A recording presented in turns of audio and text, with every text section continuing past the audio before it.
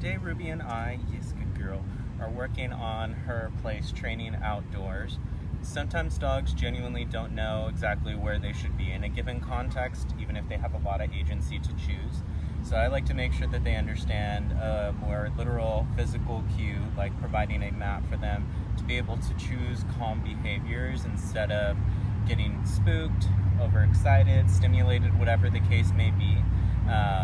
Can be taken inside the home, outside the home, here at a nice park. We're here at Butler today. But most importantly, I want to make sure that she feels safe. So this is always something we should practice in an environment that she learns well, easily first, typically inside with minimal distractions, and then taking it outdoors to help make sure she knows that it's the same expectations. So the expectations here are that we can guide her onto this map without saying a bunch of different things and have her settle into a relaxed down. A relaxed down is when a dog has their back legs kicked out, their front is still laying forward, but they're in a more comfortable position that actually helps lower their heart rate and is just much more comfortable for them to stay in versus being in an activated down, which is like a little sphinx. So the way that we teach this is like many other place cues, getting a nice yummy treat, walking them over so that they can get this onto the mat. Might have to play around with how she feels most comfortable. This is the first step. Yes, so we can reward her for that. She got on top of it. There's a lot going on behind us and around us. Next is to lure into a sit, not say it. Yes, you can mark and reward for that. Then luring into a down. Take a treat straight down between their front paws.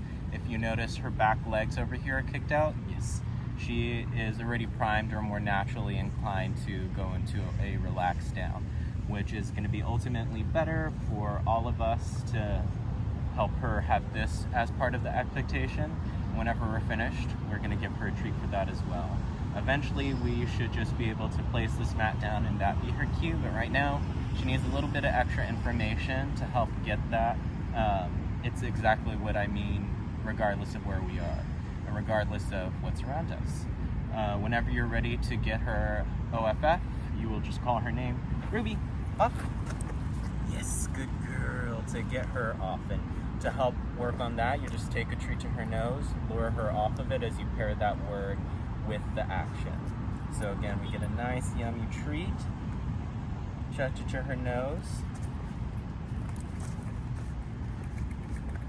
You can use trills or clicks to kind of help her along the way, but I highly encourage you not to speak any verbal cues. So you lure her down. See, right now she's a little bit more activated. To get her out of this, you just take a treat and lure it over towards her shoulder. Yes, she kicked out those back legs. That's exactly what I wanted. It's Mark Fraser Ward. Getting, of course, understandably distracted. The Mockingbirds love to show off around here, but she's still doing very well. And this is also something you can do along with playing an observation game with her. She hears something but doesn't break. Yes, you can treat and reward her, but down low so she disengages from it. But if she's feeling comfortable to make eye contact without being asked, we'll give her a reward, but just from our hands instead. She's pretty alert, so yes, good girl.